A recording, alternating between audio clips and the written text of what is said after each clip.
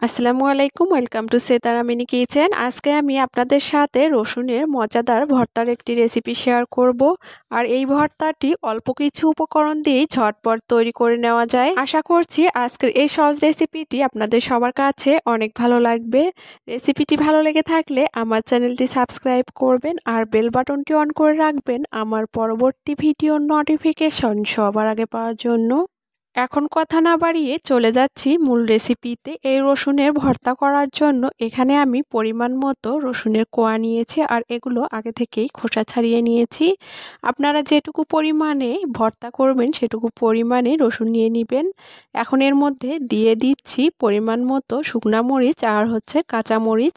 আর এই ভর্তাটি একটু আমি ঝাল করে তৈরি করব, আপনারা আপনাদের পরিমাণ মতো দিয়ে নেবেন। এখন আমি এখানে নিয়ে নিচ্ছি পরিমাণ মতো ধনিয়া পাতা, আর ধনিয়া পাতার পরিমাণটা একটু বেশি পরিমাণে দিয়েছি, এতে করে ভর্তার টেস্টটা আরও দ্বিগুণ বেড়ে যাবে। এখন একটা ব্লেন্ডারের জারে ধনিয়া পাতা নিয়ে নিচ্ছি আর এর উপরে দিয়ে দিচ্ছি কাঁচামরিচ, শুকনা মরিচ আর রসুন।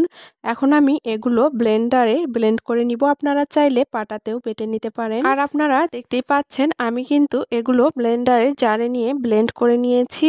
আর এখন এগুলো একটা বাটিতে নিয়ে নিব। এরপরেই আমি চলে যাচ্ছি এই ভর্তাটি করার জন্য। এর জন্য চুলার উপরে প্যান বসিয়ে দিয়ে পরিমাণ মতো সরিষার তেল দিয়েছি আর এর মধ্যে দিয়ে দিলাম অল্প পরিমাণে কালো জিরা আর দুই একটা রসুনের কোয়া ছোট ছোট করে কেটে নিয়েছি। এখন দিয়ে দিলাম একটা পেঁয়াজ কুচি আর এগুলো এরকম ব্রাউন কালার করে ভেজে নিয়েছি। ভেজে নেওয়ার পরে এখন এর মধ্যে দিয়ে দিচ্ছি আগে থেকেই ব্লেন্ড করে রাখা রসুন।